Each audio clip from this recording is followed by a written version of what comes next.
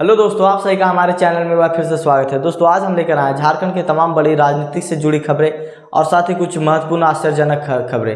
दोस्तों यहाँ पे हम बात करेंगे जयराम महतो का, जो यहाँ पे इस बार राजनीति का सिलसिला शुरू होने वाला है, और साथ ही हेमंत सरकार जो इस तरह से मैया सम्मान योजना का यहाँ पे नाम लेकर इस बार वोट मांग रहे हैं, और साथ ही बीजेपी जो यहाँ पे लगातार नए अलग अलग मुद्दों के साथ उतर रही है। सीजीएल मुद्दा हो, युवाओं के भविष्य का मुद्दा, लगातार सभी पार्टियाँ यहाँ पे नए नए मुद्दा अपने रख रहे। तो दोस्तों यह सारे विचारों पे हम बात करेंगे, सारे बयानों पे हम बात करेंगे, और साथ ही दोस्तों यहाँ पे एक झारखंड में आश्चर्यजनक काफ़ी बड़ा घटना घटा है जी हाँ दोस्तों, रिम्स हॉस्पिटल में, उसके बारे में बात करेंगे। और साथ ही जो यहाँ पे दाना तूफान आ रहा है और यह तूफान किस किस जिले को प्रभावित करेगी, सारी खबर एक वीडियो में हम जानने वाले हैं। इस वीडियो के अंत तक बस आप बने रहे। तो चलिए इस वीडियो को शुरू करते हैं। बरहेट से हेमंत सोरेन, रांची से सीपीसी और डुमरी से जयराम महतो ने भरा पर्चा। झारखंड विधानसभा चुनाव 2024 के लिए हेमंत सोरेन, कल्पना सोरेन, सरयू राय, बन्ना गुप्ता, मीरा मुंडा समेत बीजेपी, कांग्रेस, जेएमएम के नेताओं ने आज शुभ मुहूर्त में नामांकन किया। झारखंड में 2 चरण में होने वाली वोटिंग के लिए अधिसूचना जारी हो चुकी है। पहले चरण के लिए नामांकन की अंतिम तारीख 25 अक्टूबर है। आज कई शुभ योग बन रहा था, इसलिए बड़ी संख्या में प्रत्याशियों ने नामांकन दाखिल किया है। तो दोस्तों नामांकन प्रक्रिया का चल रही है, और 2 चरण में दूसरे चरण के लिए 28 तारीख तक प्रक्रिया बनी हुई है। तो दोस्तों आखिरी तिथि 28 तारीख को भी पर्चा भरा जाने वाला है। तो लगातार यहाँ जो इलेक्शन है उसका जोर शोर से पूरा यहाँ पे सभी पार्टियाँ प्रचार प्रसार में लगने वाली। साथ ही अगली खबर पर नजर डालें तो कल्पना सोरेन समेत कई दिग्गजों ने भरा पर्चा। शिवराज बोले, जेएमएम गठबंधन दाना तूफान से भी है घातक। गुरुवार को सीएम हेमंत सोरेन और उनकी पत्नी कल्पना सोरेन नामांकन दाखिल करेंगे। उन्होंने नेता प्रतिपक्ष अमर कुमार बावरी के अलावा कांग्रेस कोटे के 3 मंत्री समेत कई विधायक और प्रत्याशी भी पर्चा भरेंगे। और साथ ही उसमें बता दें कि शिवराज चौहान ने उन्होंने कहा है कि जो हेमंत सोरेन की सरकार है वह दाना तूफान से भी ज़्यादा घातक है झारखंड के लिए और यहाँ के आदिवासियों के लिए। यहाँ के आदिवासी और यहाँ के युवाओं के लिए जो हेमंत सोरेन ने कुछ भी 5 सालों में काम नहीं किया, तो इसलिए दाना तूफान से ज़्यादा खत्म है और इस सरकार को इस बार गिराना है। तो क्या आप शिवराज सिंह चौहान की बातों से सहमत है? तो आप हमें कमेंट में जरूर बताएं। साथ ही अगली खबर पर अगर हम नजर डालें तो मधु कोड़ा की याचिका पर सुप्रीम कोर्ट ने शुक्रवार को होगी सुनवाई। मधु कोड़ा को दिसंबर 2017 में कोयला घोटाले से जुड़े भ्रष्टाचार के एक मामले में दोषी ठहराया गया था, जो साल 2006 से 2008 तक मुख्यमंत्री के रूप में उनके कार्यकाल के दौरान कोयला ब्लॉक आवंटित करने से संबंधित था। तो दोस्तों यह काफ़ी बड़ा यहाँ पे जो मुद्दा चल रहा है, और अभी तक इस पे पूरी तरह से कोई सुनवाई नहीं की गई। हालांकि इनको काफ़ी ज़्यादा राहत मिली मधु कोड़ा जी को, और साथ ही यहाँ पे इसकी सुनवाई जो होगी जल्द से जल्द होने वाली। साथ ही अगली खबर पर अगर हम नजर डालें तो राम भक्त के घर संपत्ति आने चाहिए, बाबर भक्त के नहीं। हेमंत बिस्वा शर्मा बोले, हिंदू रहेंगे तभी झारखंड रहेगा। टिकट बंटवारे को लेकर भाजपा में नाराजगी देखी जा रही है। इस पर सीएम हेमंत बिस्वा शर्मा ने कहा कि देखो भाई, किसी को टिकट मिलेगा किसी को नहीं मिलेगा, लेकिन हमारा हिंदू सभ्यता रहेगा, झारखंड रहेगी तभी हम रहेंगे। तो दोस्तों लगातार यहाँ पे नई नई हिंदूवादी बातों को लाया जा रहा है, और साथ ही उनका कहना है कि जो झारखंड में हुसैनाबाद है उसका नाम बदल कर राम और कृष्ण के नाम पे रखा जाने वाला है। तो लगातार नए नए मुद्दों को यहाँ पे बीजेपी ला रही है। साथ ही अगली खबर पर अगर हम नजर डालें तो झारखंड चुनाव में टिकट का घमासान, नाराज नेता बना रहे अलग मोर्चा, एक दूसरे के समर्थन में प्रचार की योजना। सियासी उठापटक के बीच दलों के अंदर विरोध में तेजी हो गया है। पहले से खुद के टिकट का दावेदार मान रहे नेताओं के हाथ से उम्मीदवारी खिसकने के कारण खुलकर सामने आ गए हैं। दोस्तों आपको बता दें कि जिन नेताओं को टिकट की उम्मीद थी लेकिन उन्हें टिकट नहीं मिलने से वह पार्टी के खिलाफ काफ़ी ज़्यादा नाराज हैं, और यह जितने भी टिकट जिन लोगों को नहीं मिला है वह एक दूसरे का समर्थन कर रहे हैं, और यह मामला काफ़ी ज़्यादा बौखलाया हुआ है। साथ ही दोस्तों अगले खबर पर अगर हम नज़र डालें तो झारखंड में जेडीयू के दोनों प्रत्याशियों के नाम, सीएम को हराने का है रिकॉर्ड। कहानी सरयू राय और राजा पीटर की। जदयू ने तमाड़ से गोपाल कृष्ण पातर उर्फ राजा पीटर और जमशेदपुर पश्चिम से सरयू राय को चुनावी मैदान में उतारा है। राजा पीटर ने शिबू सोरेन को, तो सरयू राय ने रघुवर दास को शिकस्त दी है। दोस्तों यह दोनों ऐसे हैं जिनका काफ़ी ज़्यादा झारखंड में नाम यहाँ पे चलता है। जो दोस्तों यहाँ पे अगर सरयू राय ने निर्दलीय भी जीता था, और इस बार उन्हें पार्टी का समर्थन है, पार्टी के समर्थन में उनका बोलबाला और इस बार चलने वाला है। क्या लगता है सरयू राय किस तरह के नेता, उनका कार्यकाल किस तरह से देखते हैं अपने एरिया में? आप हमें कमेंट में जरूर बताना। साथ ही अगली खबर पर अगर हम नज़र डालें तो झारखंड में चुनाव में बागियों पर दांव खेल रही है पार्टियां, पुराने रिवाज से नया पार कराने की है जुगत। इंडिया गठबंधन में सब कुछ पूरी तरह से अब तक ठीक नहीं हो पाया है। कुछ सीटों पर अभी भी जीत बनी हुई है। धनवार और जमुआ सीट पर माले और झामुमो प्रत्याशी फ्रेंडली फाइट करते हुए नजर आ सकते हैं। तो दोस्तों झारखंड में जितने भी बड़े बड़े और साथ ही महत्वपूर्ण जगह जहाँ पे उन्हें कंपटीशन है, वहाँ बड़े काफ़ी ज़्यादा नाम वाले नेताओं को वहाँ पे टिकट दिया गया है। और साथ ही काफ़ी ज़्यादा यहाँ पे इलेक्शन में इस बार आपको काफ़ी ज़्यादा यहाँ पे संघर्ष देखने को मिलेगा, क्योंकि दोस्तों यहाँ पे लगातार अब नई पार्टियाँ भी कुछ उभर कर आ चुके हैं जिनका अच्छा खासा झारखंड में नाम बन चुका है। साथ ही दोस्तों अगली बात करें यहाँ मौसम से, तो झारखंड में चक्रवात दाना से सीधे प्रभावित होगी रांची। कई इलाकों में भारी बारिश, तेज हवाएं। झारखंड में चक्रवातीय तूफान दाना का असर बुधवार से पड़ना शुरू हो गया है। इसको लेकर सभी विभाग तैयारी में जुट गए।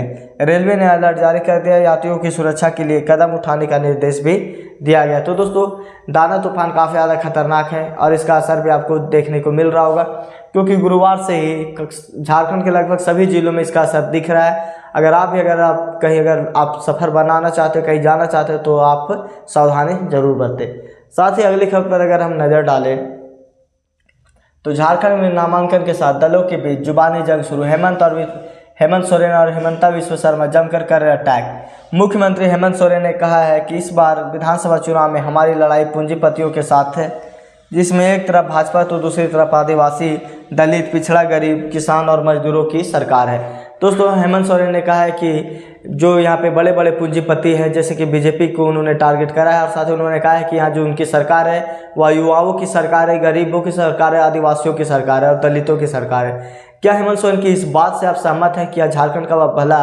इन 5 सालों में कितना किए हैं, कितना उनका काम है, कि उनके कार्यकाल को किस तरह से आप दर्शाते हैं? आप हमें कमेंट में जरूर बताएं। और साथ ही युवाओं के भविष्य के किस तरह से उन्होंने निखारा है, आप हमें कमेंट में ज़रूर बताएं।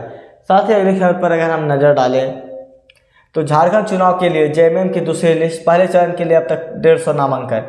झारखंड विधानसभा चुनाव 2024 के लिए सभी प्रमुख दलों ने उम्मीदवारों की एक सूची जारी कर दी है। मंगलवार देर रात तक झारखंड को मुक्ति मोर्चा ने पहली लिस्ट जारी कर दी थी, जिसके बाद अब जेएमएम ने दूसरी लिस्ट भी जारी कर दी है। तो दोस्तों दूसरी लिस्ट में काफ़ी ज़्यादा बदलाव भी देखने को मिले थे, जिससे पार्टी के जो कार्यकर्ता और जिन्हें उम्मीद थी टिकट की, वो काफ़ी ज़्यादा नाराज भी हुए हैं। साथ ही दोस्तों अगली खबर पर अगर हम नज़र डालें, राज्यपाल रघुवर दास की चुनाव आयोग से शिकायत। जमशेदपुर में कांग्रेस प्रत्याशी ने लगाया आरोप। ओडिशा, तमिलनाडु और पुडुचेरी के कांग्रेस प्रभारी अजय कुमार का दावा है कि राज्यपाल जैसे संवैधानिक पद पर होते हुए रघुवर दास अपनी बहू के लिए चुनाव प्रचार करते हुए देखे गए, जो संविधान का स्पष्ट उल्लंघन करता है। दोस्तों राज्यपाल का पद मिलने के बाद किसी भी पार्टी से संबंध नहीं होता है और ना ही आप किसी पार्टी का प्रचार कर सकते हैं, लेकिन रघुवर दास इसका उल्लंघन कर रहे हैं, जिसके बाद यहाँ पे उनके ऊपर शिकायत भी किया गया है। तो दोस्तों क्या इस तरह का एक राज्यपाल होते हुए इस तरह का लापरवाही बरतना सही है या नहीं, आप हमें जरूर बताएं। साथ ही अगली खबर पर नजर डालें तो बेंगलुरु से गोरखपुर आ रहे विमान में बम से खबर में हड़कंप। एयरपोर्ट पर पुलिस ने चलाया चेकिंग अभियान। बेंगलुरु से गोरखपुर आने वाली फ्लाइट आकाश में बम होने की सूचना के बाद एयरपोर्ट में खलबली मच गई। विमान में बम होने की सूचना सोशल मीडिया एक्स के माध्यम से भेजी गई थी। तो दोस्तों लेकिन इसका अभी जो जांच किया गया उसमें का अफवाह मिला है, और इस तरह से अफवाह फैलाने की वजह से काफ़ी पैसेंजर को परेशानी होती है, साथ ही पुलिस बल को भी परेशानी होती है। अगर आप इस तरह से अगर करते हैं, अगर इस तरह आप कभी भी अफवाह को हवा ना दें और ना ही उन्हें शेयर करें। साथ ही अगली खबर पर हम नज़र डालें तो देवघर में भाजपा के नारायण दास का मिलेगी टक्कर। पूर्व विधायक कामेश्वर नाथ दास लड़ेंगे निर्दलीय चुनाव। 28 अक्टूबर को करेंगे नामांकन। जदयू के प्रदेश उपाध्यक्ष सह पूर्व विधायक कामेश्वर नाथ दास ने देवघर विधानसभा से निर्दलीय चुनाव लड़ने की घोषणा की है। उन्होंने कहा कि वे पूर्व में देवघर से विधायक रह चुके हैं, लेकिन इस बार जदयू ने संगठन के लोगों को टिकट नहीं दिया। इस कारण पार्टी को दिखाने के लिए वे देवघर विधानसभा से निर्दलीय चुनाव लड़ने जा रहे हैं। तो दोस्तों अगर आप देवघर से हैं तो आप बता सकते हैं कि इनका कार्यकाल कैसा रहा है और इनके काम करने की क्षमता कैसी रही, क्या इनके जीतने की संभावना है, आप हमें ज़रूर बताएं।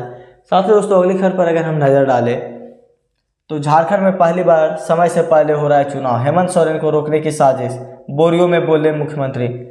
झारखंड में के सीएम हेमंत सोरेन ने बरहट विधानसभा सीट से नामांकन दाखिल करने के बाद बोरियो में चुनावी सभा कर झामुमो प्रत्याशी धनंजय सोरेन के लिए वोट की अपील की। इस दौरान बीजेपी पर जमकर बरसे और साथ ही उन्होंने कहा कि बीजेपी ने इस बार प्लान किया और साजिश रचा है, क्योंकि समय से पहले इलेक्शन किया जा रहा है और साथ ही 5 चरण में इलेक्शन होने वाला था, जिसे खत सिमट कर 2 चरण में कर दिया गया। तो यह बीजेपी की साजिश है। तो दोस्तों वहीं अगली खबर पर अगर हम नज़र डालें तो आजसू की दूसरी लिस्ट जारी। दिनेश चंद्र बोईपाई मनोहरपुर से लड़ेंगे विधानसभा चुनाव। आजसू पार्टी की ओर से गुरुवार को प्रत्याशी की दूसरी लिस्ट जारी कर दी गई है। दिनेश चंद्र बोईपाई मनोहरपुर से विधानसभा का चुनाव लड़ेंगे। इससे पहली लिस्ट में 8 उम्मीदवारों के नाम का ऐलान किया गया था। दोस्तों आजसू और बीजेपी का जो गठबंधन है काफ़ी इस बार मजबूत नज़र आ रही है, लेकिन यहाँ पे लगातार जो राजनीति चल रही है, लगातार कांग्रेस और जो महागठबंधन है यहाँ पे जेएमएम की, जदयू की, सारी पार्टियां मिलकर क्या इस बार बीजेपी को यहाँ पे हरा सकेगी, क्या उन्हें टक्कर दे पाएगी, या जयराम महतो की पार्टियां दोनों पार्टियों का समीकरण खराब करेगी? आप हमें जरूर बताएं। पलामू के पहाड़ी इलाके में पुलिस नक्सली मुठभेड़, अंधाधुंध फायरिंग, रोजमर्रा के सामान जब्त। झारखंड के पलामू जिले में पुलिस नक्सली मुठभेड़ हुई। इस दौरान दोनों तरफ से अंधाधुंध फायरिंग हुई। हालांकि किसी के हाथाहाथ होने की खबर नहीं है। पुलिस इलाके में सर्च ऑपरेशन चला रही है। साथ दोस्तों अगली खबर पर नजर डालें तो झारखंड चुनाव में धन बल का खेल शुरू। बोकारो धनबाद में मिले इतने लाख रुपए। चुनाव में धनबाद खेल शुरू हो गया और बोकारो धनबाद के अलग अलग जगहों पर अभी तक 88,30,000 रुपए मिल चुका है। तो दोस्तों लगातार जो पैसे की यहाँ पे हेरा फेरी है इलेक्शन को लेकर काफ़ी ज़्यादा तेज हो गई है और पुलिस भी काफ़ी एक्टिव अभी नज़र आ रही है। साथ ही दोस्तों अगली खबर पर नज़र डालें तो रिम्स में एक बार फिर से नवजात की चोरी। सीसीटीवी में बच्चे को लेकर भागती दिखाई होती। रांची के रिम्स अस्पताल में एक बार फिर से नवजात की चोरी की घटना सामने आई है। सामने आई जानकारी के अनुसार पूरी घटना सीसीटीवी में कैद हो गई है। फुटेज में देखा जा सकता है कि एक युवती बच्चे को लेकर भागती हुई दिखाई दे रही है। पुलिस मामले की जांच कर रही है। रिम्स में सुरक्षा व्यवस्था पर सवाल उठ रहे हैं। तो दोस्तों यह मामला पहले भी ऐसे मामला आ चुका है। रिम्स में बच्चे की चोरी पहले भी यहाँ पे मामला आ चुका है। तो दोस्तों इतना बड़ा हॉस्पिटल है, झारखंड का सबसे बड़ी हॉस्पिटल है, अस्पताल है, इसमें इस तरह के अगर मामले होते हैं तो यह काफ़ी गंभीर और काफ़ी यहाँ पे शर्मसार करने वाली घटनाएं हैं। तो दोस्तों यहाँ पे पुलिस को और साथ ही यहाँ के प्रशासन को पूरी इस पर निगरानी करनी चाहिए और इस तरह के मामलों पर ध्यान देना चाहिए। साथ ही अगली खबर पर नजर डालें तो रामगढ़ के चुनावी रण में 2 महिलाओं के बीच दंगल। आजसू और कांग्रेस में टाइट फाइट। रामगढ़ विधानसभा सीट पर उपचुनाव में 2 महिला प्रत्याशियों के बीच कड़ा मुकाबला देखने को मिलेगा। कांग्रेस की ममता देवी और एनडीए समर्थित सुनीति चौधरी के बीच टक्कर है। ममता देवी 2019 में सीट से जीती थी, लेकिन गोली कांड मामले में दोषी पाए जाने के बाद उन्हें अपनी विधायकी गंवानी पड़ी। 2023 में उपचुनाव में सुनीता चौधरी ने जीत दर्ज की थी। तो दोस्तों साथ ही अगली खबर पर अगर हम नज़र डालें तो जब झारखंड में छत्तीसगढ़, यूपी और बिहार का आदमी बनेगा सीएम, चुनाव से पहले हेमंत सोरेन के बयान से गरमाई राजनीति। मुख्यमंत्री हेमंत सोरेन ने चाईबासा और घाटशिला में चुनावी सभाओं को संबोधित किया। उन्होंने आरोप लगाया कि भाजपा ने झारखंड मुक्ति मोर्चा के नेताओं को खरीद लिया और उन्हें नहीं खरीद पाई तो उन्हें जेल भेज दी है। हेमंत सोरेन ने कहा है कि भाजपा सत्ता के लालच में उन्हें परेशान करती है और झारखंड की खनिज संपदा और नज़र रखती है। उन्होंने अपनी सरकार की उपलब्धियों को भी गिनाया है। तो दोस्तों साथ ही आपको बता दें कि हेमंत सोरेन का कहना है कि बीजेपी यहाँ पे जो पार्टी है वह पूंजीपतियों की पार्टी है और यहाँ पे जो शोषण करना चाहते हैं यहाँ के आदिवासियों और गरीब दलितों को। लेकिन दोस्तों आपका इस पर क्या राय है? इस टिप्पणी पे आप क्या टिप्पणी करना चाहते हैं? आपका वीडियो जरूर बताओ। साथ ही चैनल में नए तो हमारे चैनल को सब्सक्राइब करें, इस वीडियो को ज़्यादा से ज़्यादा शेयर करें, लाइक करें और सपोर्ट दिखाएं और हमारे चैनल को सब्सक्राइब करें ताकि आपको अगले आने वाले सारे न्यूज़ की अपडेट मिलती रहे।